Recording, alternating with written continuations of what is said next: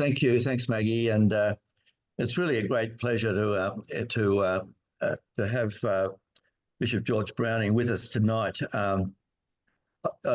It's been a name in my vocab for many years, and although I've only met once before in Canberra many years ago, and George was the Anglican Bishop of Canberra Goulburn, but he's had a very wide experience in his ministry in various parishes around in Australia,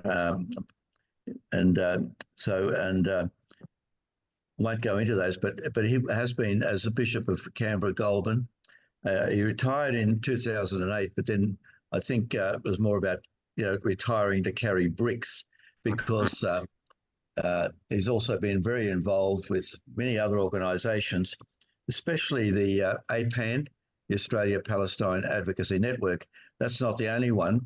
I was just looking up some things about George, and I noticed when he was the convener of the Anglican Communion Environmental Network, he well, in 2007 actually he took on George Pell on the topic of change. So we're on side already. And but then there's other, and also he was in. George has been met with Julia Gillard when she's Prime Minister to support a carbon tax. Prior to the United Nations climate change meeting in Paris in 2015, George was a signatory to a letter calling on world leaders to discuss a ban on coal mines and coal mine expansion. I'm only saying this, it's not just been one issue. There's been lots of issues, and environment has been very much part of George's work. I haven't got all the details, or won't labour all those details. But one of the things is he's been very prolific. I've got pages and pages of articles that he's written for Pearls and Irritations.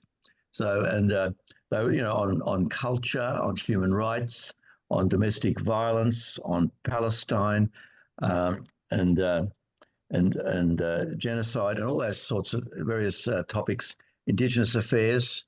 So a very wide, very experienced person before us tonight. And I would just want to thank George for joining us tonight, and also for being with us, and look forward to hearing from you. Well, thank you, Claude. George, just before you start can you just adjust your camera to show a little, that's a bit better. Thank you. Please proceed. Claude, thank you. That was a very generous introduction. I'm sure I didn't really deserve that. There was a time whenever you Googled me, it all had to do with me and Archbishop George Pell, but we won't go into that. If it would have been a little bit earlier than that, though, some of you will remember Jeffrey Parkinson. You might remember the hypotheticals program, and I was in one of those with Joe Jockey Peterson. Oh. And I was quite that Google me in those days, and that was what came up really. I'll give you a little bit of a background. First of all, I became involved in the Palestinian issue because I was teaching at a seminary in the 1970s and 80s, and we had the Palestinian students, Anglican Palestinian students, come to Australia to be trained. And so since those days, I've been back to Palestine on many occasions to meet those priests and their families. One of them is now rector of Haifa. Another one's in Nablus and various places. Because of the time of the British Protectorate, the Anglican Church had a presence there, and you probably know that the big hospital in Gaza is owned by the Anglican Church, the one that was first bombed. Well, to understand the present situation, you do have to go back into history. I do remind people who say that there's no such entity as Palestine, that the last time that that area was known as Israel was in 721 BC, when Israel, as it was then called, was beaten by the Assyrian Empire under Sennacherib. And since then, there's been no official association with that land and Israel until 1947. On the other hand, Palestine was a term used for the area by the Romans, and it certainly was the term used in the 20th century. Indeed, what's now called the Jerusalem Post, the great Jewish newspaper, used to be called the Palestinian Times. I want really to take you, rather than take up too much time, to go back to the first of all, the First World War. During that campaign, 3 promises were made in relation to the Middle East. There was a promise made to the Jewish people, which is called the Balfour Declaration. It was a promise made in the context of wanting to bring the United States into the war. Up till then, Woodrow Wilson hadn't wanted the States to be in the war, and pressure was put upon him. And one of the ways of doing that was to influence the Jewish vote, so that the Balfour Declaration, which promised a homeland for Jews, was really, it was a declaration written to Rothschild making that promise. At the same time, the British and the French needed to overcome the Ottoman Empire to secure the Suez Canal. And in order to beat the Ottoman Empire, they wanted the Arabs on side. And in order to bring the Arabs on side, another promise is made to Sheikh Hussein that if the Arabs would rise against the Ottomans, then after the war, some kind of autonomy would be given to Arab people, really from Yemen up as far as Syria, really. But thirdly, an arrangement was made with a Frenchman called Piquet that after the war, the whole area would be split between Britain and France. The first 2 promises disappeared, the last one remained. And after the war was over, the area was split between Britain and France. And what we now know as Palestine, what we now know as Iraq, and what we now know as Jordan came under British control, and what we know as Syria and Lebanon came under French control. And indeed, those countries were created by the French and by the British. So there was some hope after the First World War, both on the Arab side and on the Jewish side, that there would be autonomy. Fast forward then to the Second World War, and after the Holocaust, obviously there was enormous sense of need for security for Jewish people. And the United Nations, which was formed after the Second World War, one of its first acts was partition in 1947-48. The land which is usually called from the river to the sea, the land between Jordan and the Mediterranean, was to be split almost equally between the Arabs, the Palestinians, and the Jews. And in that partition, many Arabs, of course, were made homeless. And then there was a revolt about the partition, and a war, roughly a 12-month war, ensued, at the end of which it wasn't a 50-50 split, but it was a split 78%, 22%. And so the Palestinian territories, which included Gaza, what we now know as the West Bank, and East Jerusalem, were 22% of the original landmass. And Israel became 78%. And of course, many Arabs, Palestinians became refugees, and the whole time is referred to amongst the Palestinian people as the Nakba, the catastrophe. Fast forward then to 1967 and the Six-Day War, in which Jordan and Egypt took Israel by surprise, much to their ultimate failure. That when that ended, Israel took control of West Bank and East Jerusalem, which had been sort of looked after by the country of Jordan. And since that time, really, Israel has controlled all of the Palestinian territories. Fast forward again to the 1990s, when Yasser Arafat was still alive and Rabin was the Prime Minister of Israel. Many of you will remember that an agreement was made with Bill Clinton, Yasser Arafat, and Rabin that there would finally be a Palestinian state. It was to be progressively established over 5 years, and during that 5-year period, there would be an initial body called the Palestinian Authority, which would oversee this transition. And the West Bank was divided into 3 areas: Area A, B, and C. Area A is the cities, the seven cities: Hebron, Ramallah, Nablus, Jenin, etc.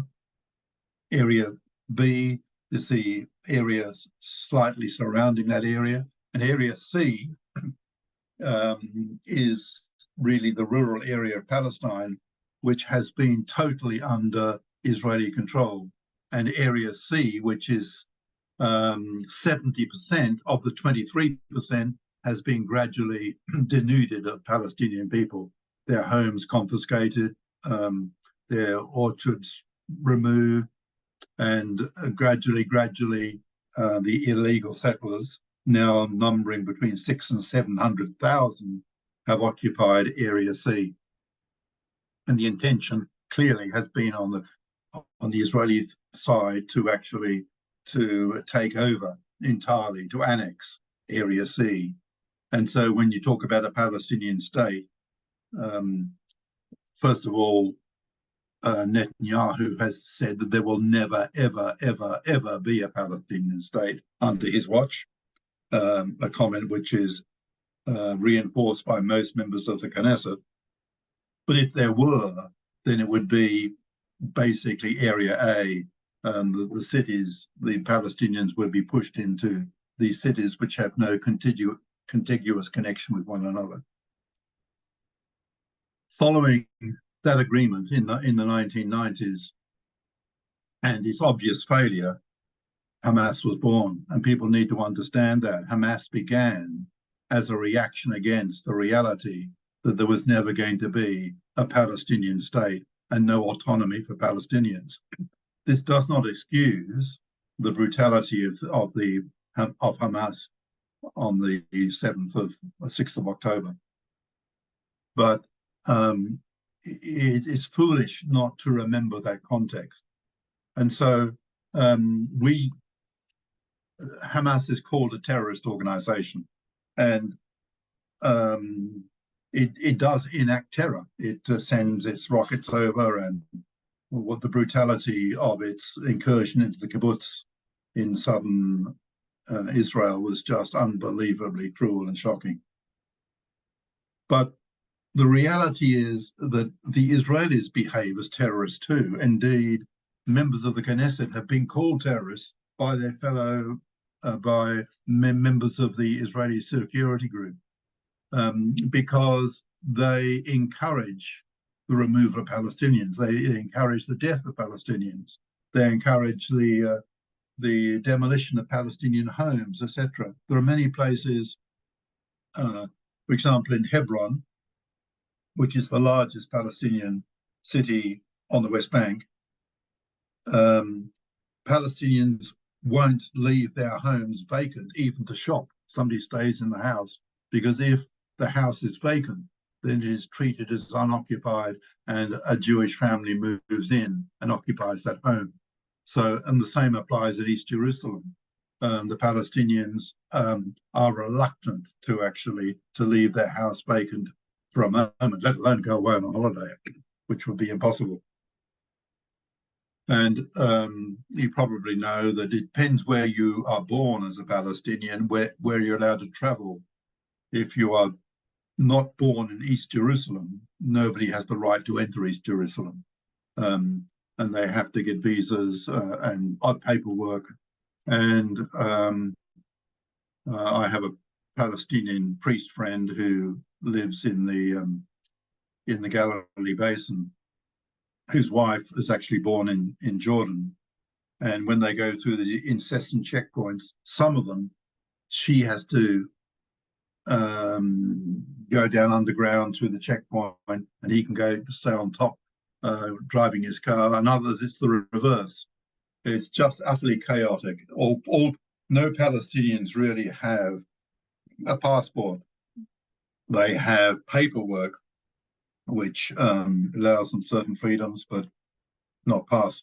But mostly when Israelis call Palestinians terrorists, they're terrorists not because of a criminal action, but because they object to their houses being bulldozed. Come now to Gaza. Gaza is essentially a refugee camp, basically. It is the people who are there are either directly or they are descendants of people who are moved out of their homes. Most people in Gaza, if they could get up into a high-rise building and look back over into Israel or over into the West Bank, they would see where they used to live. And so these 2.4 million people in a very small piece of land are pushed there, not because it's where they would like to live initially, but because that's where they were pushed after the Nakba. And Palestinian refugees totally rely on UNRWA, the United Nations organization, really to look after them. And Israel has a track record of undermining any organization that helps Palestinians. You're probably aware that Tim Costello used to be head of World Vision, and the head of World Vision in Gaza was accused of helping Hamas, and he's been in jail now for 6 years, and no evidence of his so-called misdemeanors has ever been brought forward. And Tim Costello says there is no evidence that he did anything wrong. So the attack recently on UNRWA is similar to the attack that's been before on World Vision or any other organization, and of course World Kitchens lately, an attack on any group that wants to support the Palestinians. So I heard on the news tonight that the head of the World Kitchen organization has said that the attack on those 6 really is an attack on humanity, and I think that's a good way of putting it. What can be the outcome? Well, to be utterly frank, that the outcome will depend upon what America wants to happen, basically. If America does not stand up for international law, for human rights, for humanity, then Israel will have its way. And I suspect that they wish to take control of the whole of Gaza. Gaza essentially is the seaside area. It's and I know that people have already in Israel an idea of building condominiums there and enjoying a Mediterranean lifestyle. It's my very strong view, which has been expressed by Biden, that Israel must not have any control whatsoever of Gaza after this conflict is over.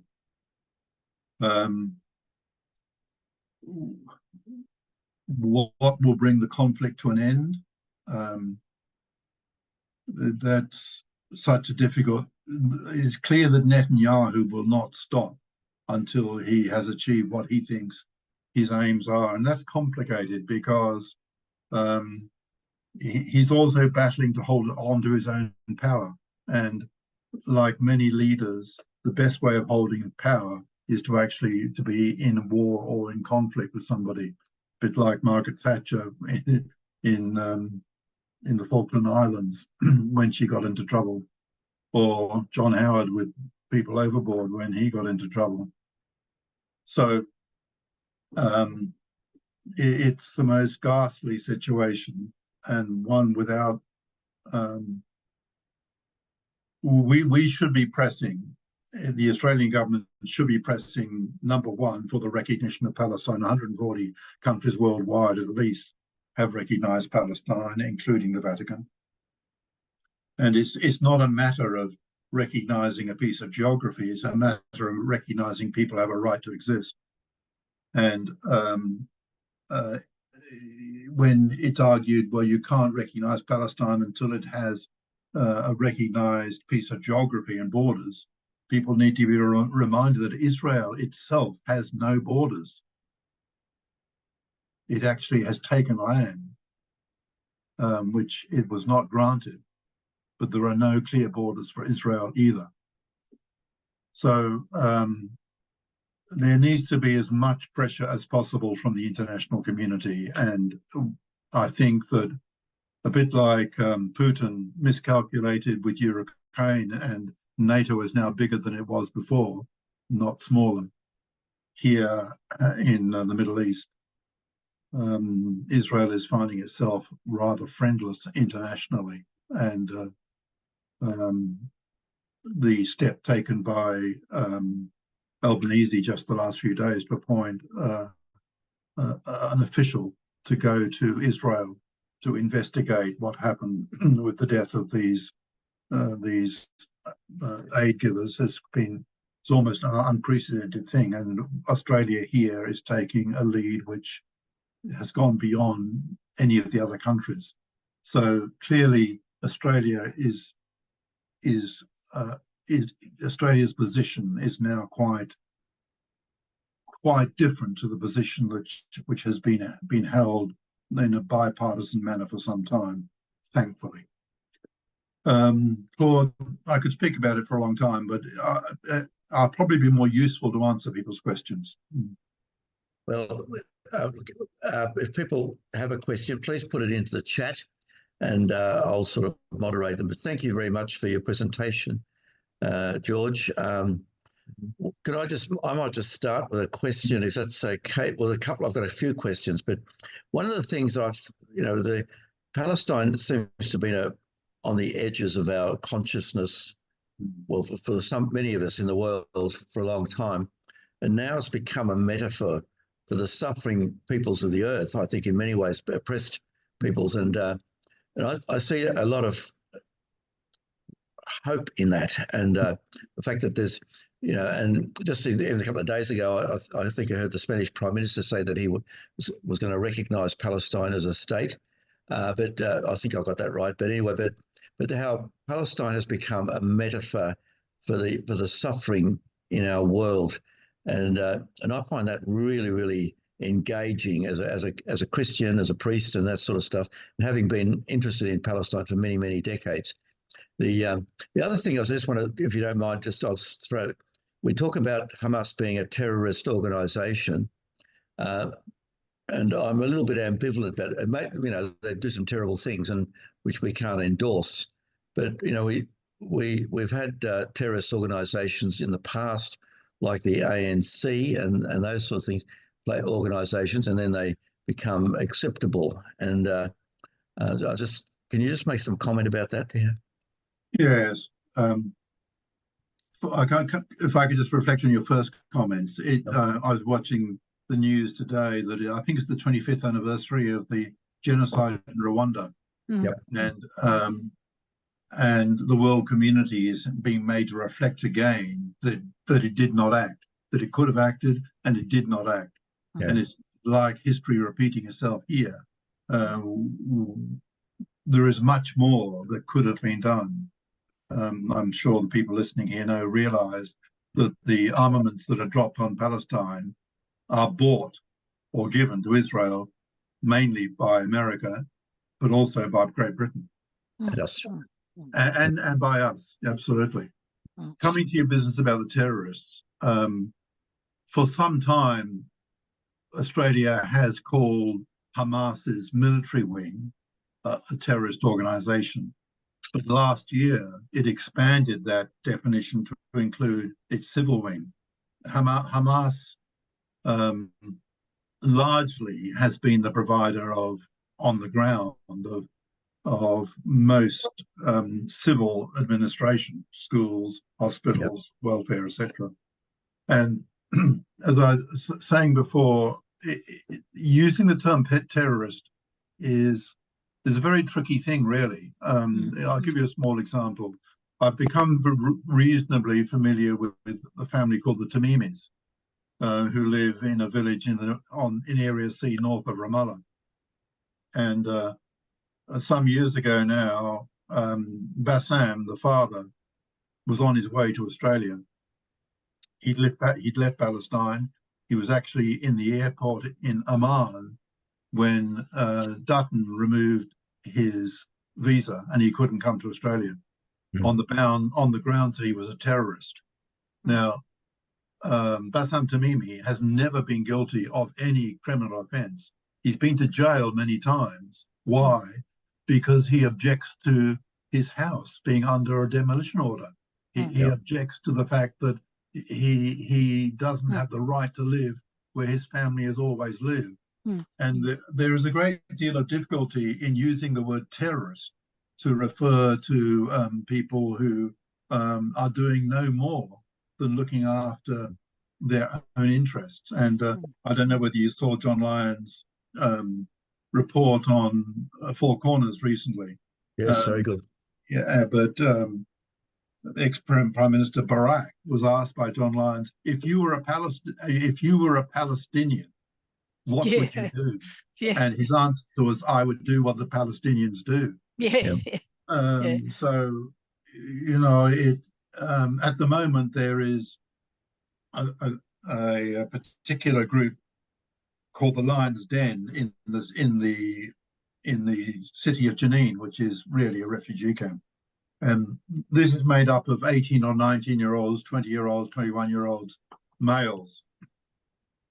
And you just imagine, some of you are my age, some of you are a lot younger. I can't quite see who's in your audience today, but I've got grandchildren that age.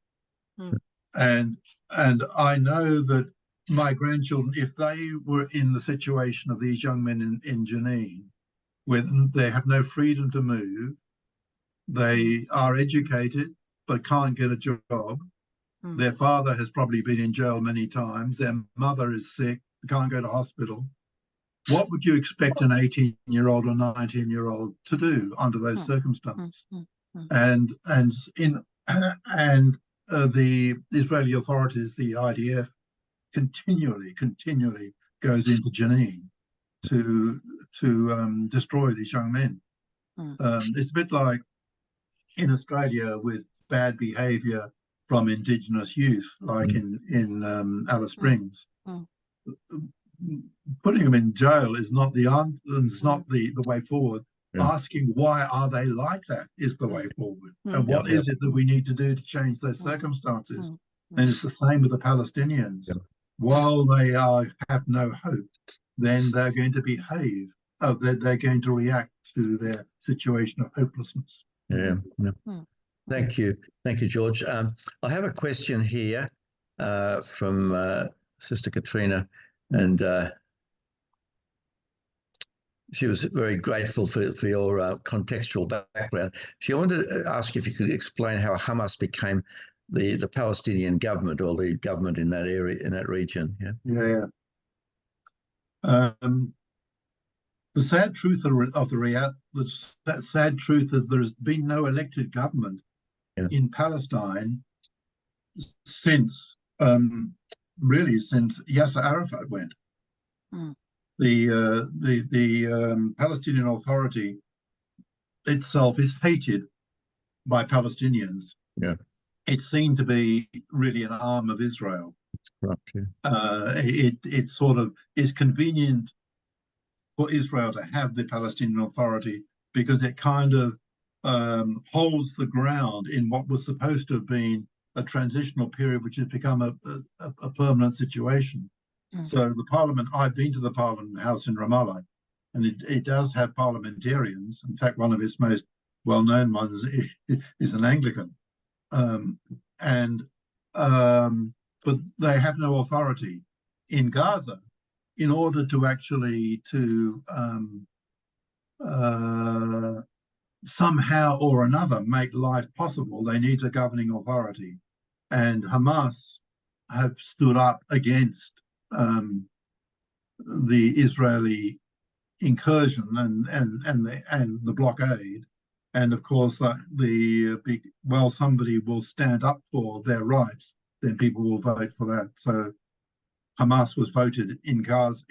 Gaza. It has no authority on the West Bank or East Jerusalem, but it has had in Gaza. Yeah.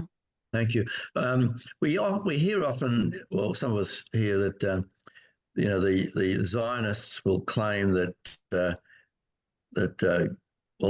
Zionists are often atheists, they say, but they claim that God still gave them the land. But the question here is, Israel claims that they have the promised land. What should our response be to that as Christians?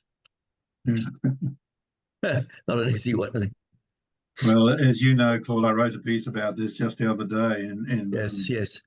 I think it's important for your family here, your fellowship, to understand that Zionism, modern Zionism, is not a religious movement; it's a political movement. Yeah. It began in Europe in the latter part of the 19th century and strengthened into the 20th century. And it began really in Europe when it became clear that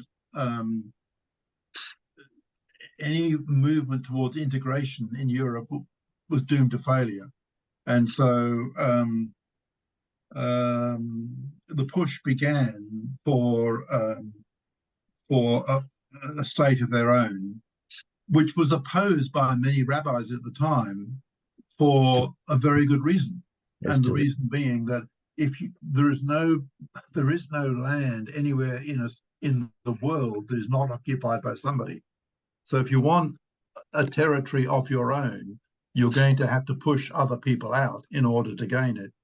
And you're going to have to use violence to continue that over the ensuing years. And of course, that's been what a number of American rabbis said that back at the latter part of the 19th century. And of course, that's been the truth. And that Zionism is really a colonial movement. It's a movement and Zionism has an intention really to take all the land. There's no ifs or buts about it. The Zionist leaders make it clear they wish to occupy the land from the river to the sea.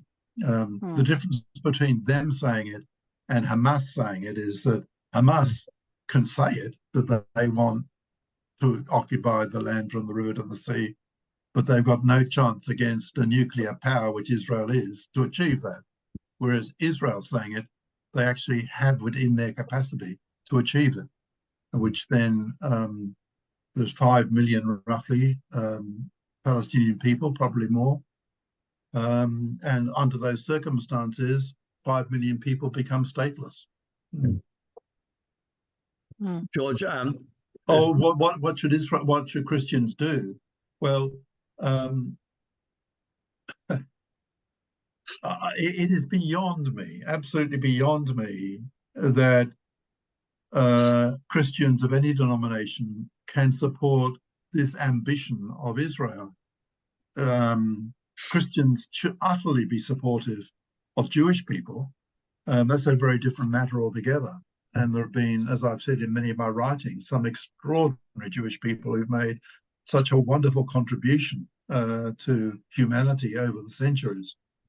But Israel's campaign is a violent campaign. It's a campaign of dispossession of people, and there is no room for that within Christian faith, within Christian belief. And the difficulty that we face is that until for the last 2 or 3 years, there's been a campaign under a definition of anti-Semitism to make any criticism of Israel itself a form of anti-Semitism, on the basis that if Israel is a Jewish country, then criticizing Israel is criticizing Jews, therefore it's anti-Semitic. And there is a definition called the HIRA definition, which the Zionists have encouraged political parties, universities, trade unions to adopt. And in Australia, the Labor Party has adopted that definition. The coalition has adopted that definition. Some universities have adopted that definition. But it means that if you adopt it, then you're basically saying that criticism of Israel is anti-Semitic, which is largely the position of the coalition government in Australia.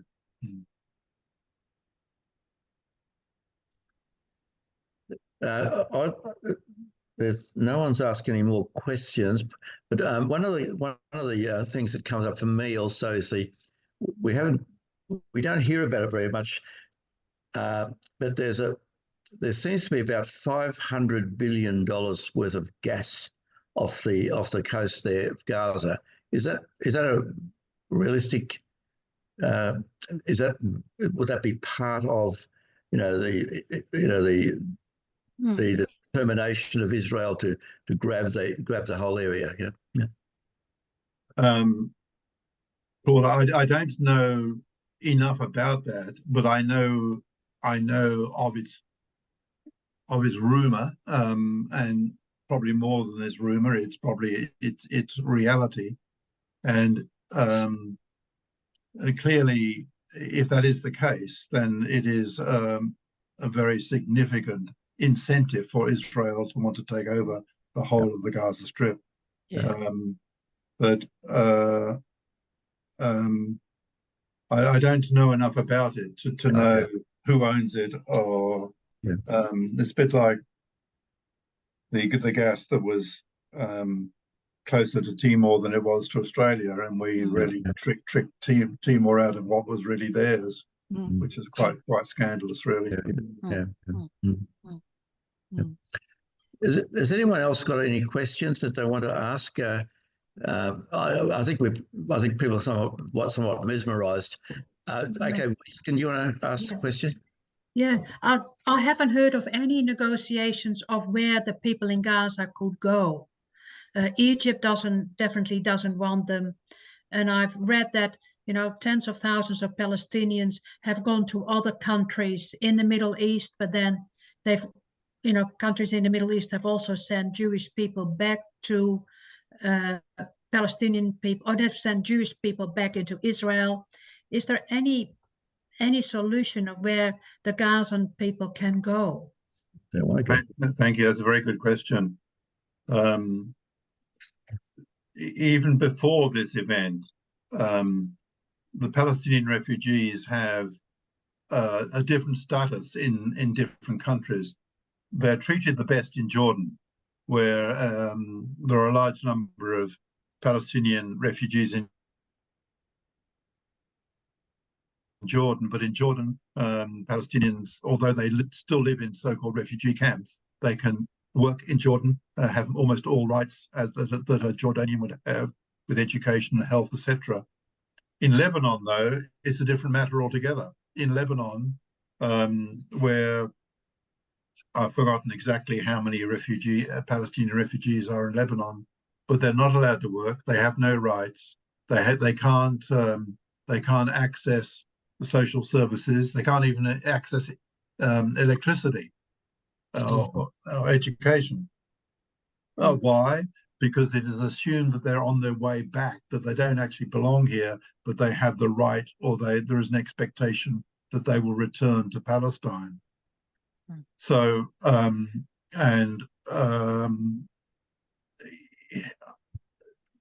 one point, Netanyahu vaguely mentioned that a big camp would be made for the Palestinians in the Sinai Peninsula, which of course is Egypt. But clearly, that's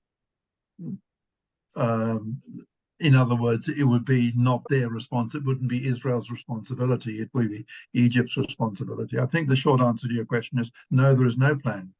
And as you know, Biden has said any attack on Rafah, the southern city of Gaza, without a plan for those people is unconscionable. But so far, Netanyahu has provided no answer whatsoever as to what would happen to those people should he do what he says he's still intending to do, and that is to destroy Rafah. So if I could stay with your question for a little bit longer,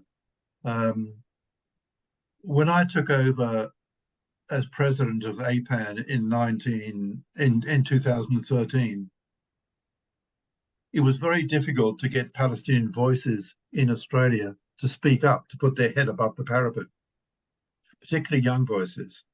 And most young Palestinians would say they were Lebanese rather than admit to being Palestinian because of the stigma of the typecasting of Palestinians.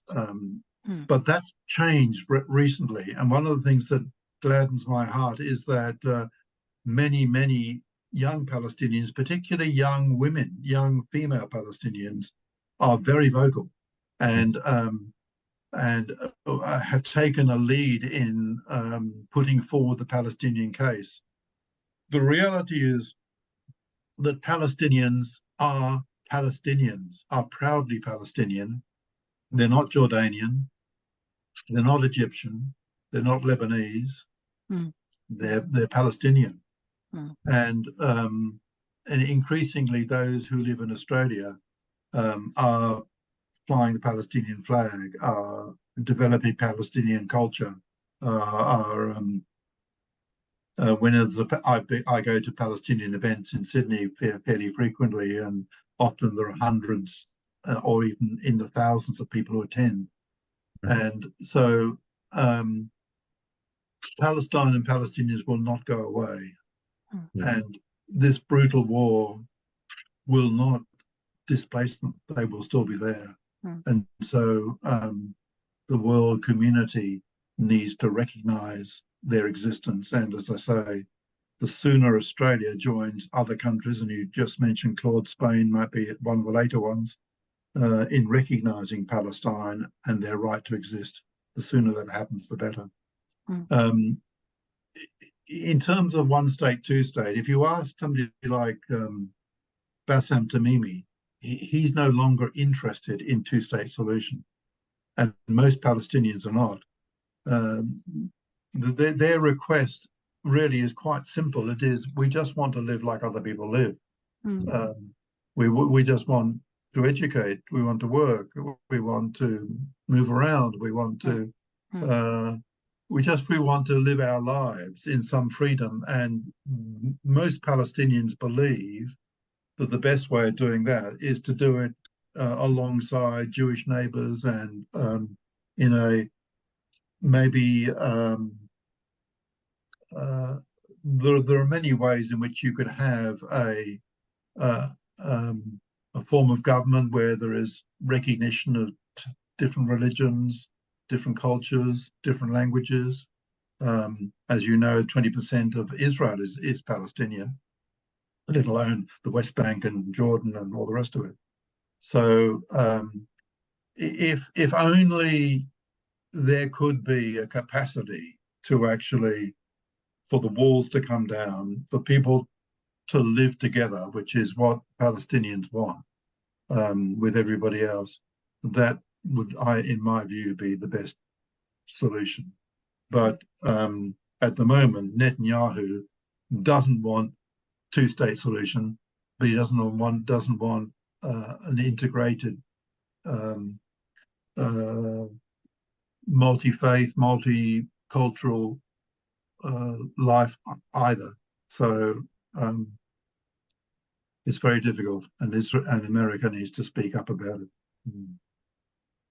George, I've been very touched by I've heard a number of times Palestinians talking about they won't leave Gaza, or won't leave, but others also talk about Palestine is in their heart. It's very much part of their being, in a sense. And I have that sense. I've been, as I said earlier in my report, I've been to about 21 of the rallies here in Sydney. And you get that sense of that, really, even amongst young children, this real sense of this Palestine being not just a country out there, but as something that they carry within them. And I think that's also supported at times by even Jewish groups that also come to these rallies. We haven't seen too much of them in recent times, but Jews against the occupation, but they've had their banners. But I know that they're still there, but they're not. We're carrying their banners for some reason or other. I don't know what that's about, but it's just I find that really very a powerful experience, because there's not much I can do, but certainly we can be there in solidarity with them in their cries and so on. Yeah. Yes, indeed. But before the partition, roughly 25 to 30% of Palestinians were Christian. Now in Palestine, 1%, 2%, 3%, a very small number are Christian. And they have come largely to places like Australia, America, Canada, Britain, many other places too, and many Islamic countries they've traveled to. What you're saying is absolutely correct. In Australia and throughout the world, there is a growing number of Jewish people who oppose what Israel government is doing. Yeah. And APAN has, I think, 1 or 2 Jews on its current executive. And in Sydney, there is a Professor Peter Slezak who goes out of his way to self-hating Jew. Well, yeah, he's called a self-hating Jew. Yes. But it's very difficult to speak for that reason, that those who do not support the Israeli government are looked upon as self-hating. But I think the more this goes on, the more terrible things happen, the more likely I think it is that that Jewish people will speak up against their government. And of course, in Israel itself, it seems to me that the majority of people oppose Netanyahu. There's a statement here, I think it's more a statement than a question, that Israel states that the Hamas is the worst Jews have suffered since the Holocaust, yet they inflict suffering on Palestinians similar to what they themselves suffered at the hands of the Nazis, short of concentration camps. There's not a question there, but it's a statement. I think it's a good one. Yeah, it is true. And it's also true that in a way, Hamas needs Netanyahu and Netanyahu needs Hamas. Yeah. Maggie, you had a question, did you?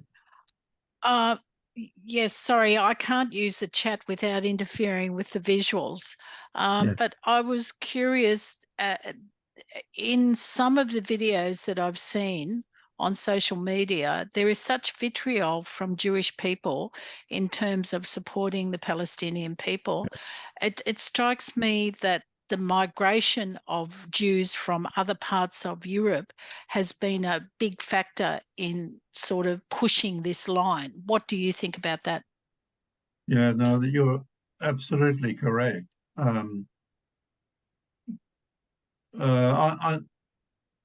Up until the Second World War, really, Jews and Arabs lived very peaceably together in the same villages, tended each other's graveyards, respected each other's liturgies and holy days, etc. And the migration that's come from Europe, and particularly from Russia, has tended to bring the tensions to Israel that they experienced from the place from which they came. And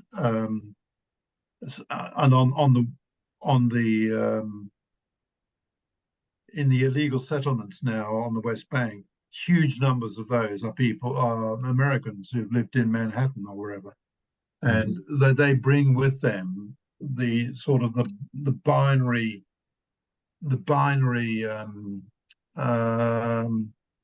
context of the political life that is modern day America. So if you're in favor of something, you are automatically against something else, and if you're against something, then you can't be in favor of the other. And so the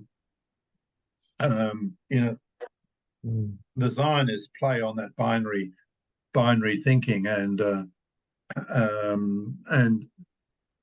you'll hear it said that by extremists that every single Palestinian is a terrorist.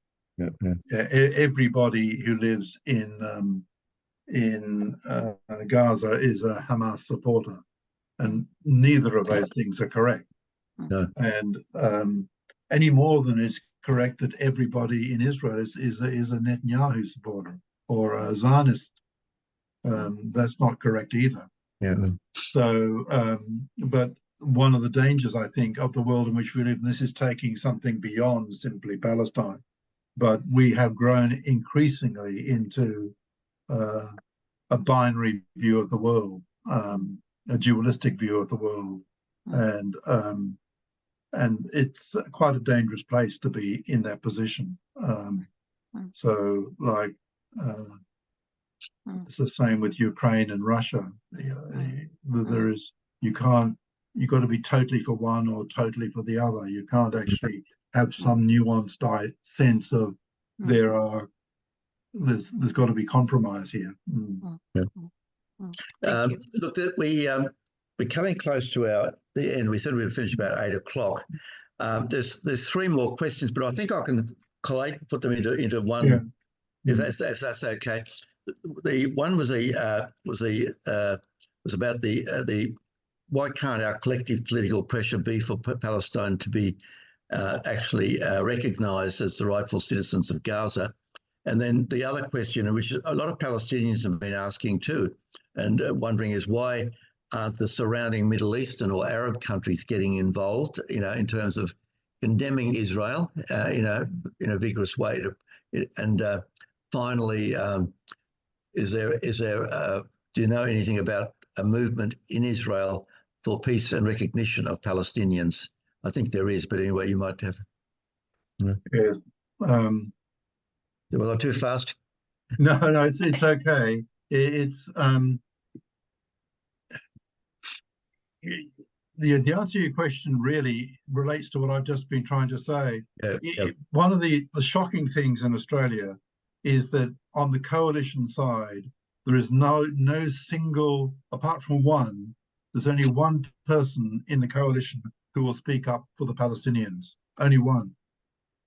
His name is Mark Coulton, and he's the national member for Western New South Wales. Why does Mark speak up? Because I got him to go to Palestine and to see for himself what it's like. And he says, I cannot now unsee what I've seen. But it's actually a matter of almost of loyalty to the coalition that you speak for Israel and you do not support Palestinians. And it's quite a shameful thing, really. So in Israel itself, there are many groups in Israel that the paper probably that if you want to go online to read regularly is a paper called Haaretz, Haertz, I think it is. I get downloads from Haaretz every day, and there are some very, very fine articles there every day which put a different perspective on what's being formally coming from the Israeli government. So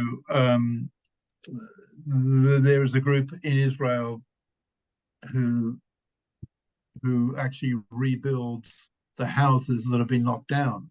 And sometimes they've rebuilt them 5, 6, 7, 8, 9, 10 times. There's a group that opposes there are so many Palestinian children in jail. There's an Israeli group that opposes the jailing of Palestinian children. Yes, there are there are groups who oppose what's happening, but the predominant I think you do know that the Israeli government at the moment is the most right wing there's ever been. Yeah, and the Labour Party really doesn't exist anymore in Israeli politics. And so, if people are going to speak up, it takes a fair bit of courage. With voices in the wilderness, you know. Yeah. Look, George, thank you very much for your presentation. It's been very enlightening. I really wish we had hundreds of people on tonight to hear what you had to say. I want to remind people that you can read a lot of articles that George has written in Pearls and Irritations, and there's a great wealth of matter there that not only about Palestine but other things. But if you're interested in this subject, that's one place to go to. George, I wanted to when I introduced you, I just wanted to sort of acknowledge also Margaret. Just to sort of say that she's part of your life there, and thank you for being with us. It's been for me, it's been very enlightening, and I hope so for everybody else here tonight. I'm not sure. It is Margaret too. Thank you so much for that. It's also my children and grandchildren. I've taken my children there, and they are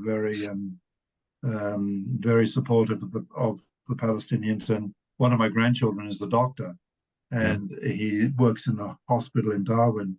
And almost every day he has some post in support of Palestinians, which is quite courageous because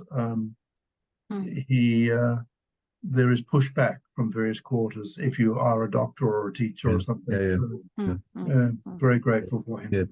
Look, I can't go elaborate, but I know people who have been to that part of the world who are staunch supporters of Israel have also have had their eyes opened, and so it's just what what you just said about your family as well. But I just want to say thank you very much, and really appreciate your presence tonight with us and your time. And I want to also thank all the people who joined us tonight for this webinar. Thank you very much. George, I'll be in touch with you the next day or so, okay? Okay, lovely. Thank you so much. Thank you. Thank you, George. I wanted to show you the full gamut of people here, but I'm just having difficulty in doing that. So that you could see the faces of people. Are on the top of my screen, and if I flick along, but I'm just trying to get to the full screen, cut out speaker and go to the full screen. Somehow I'm just not able to do it. Well, no worries. Yeah. George, there's a few chats coming in with appreciation for your talk and your session. Yes, thank you very much. Yeah. Thank you. Okay, bye-bye. Bye-bye. Bye-bye. Oh, there you go. Are you still there, George? He's gone. Oh, damn. Okay. I might be an accountant, but I'm not a very good. Anyway. Thank you, everybody. Thanks, okay. Thanks, everybody, for joining us. Thank you. Thank you. Good night, everyone. Yeah.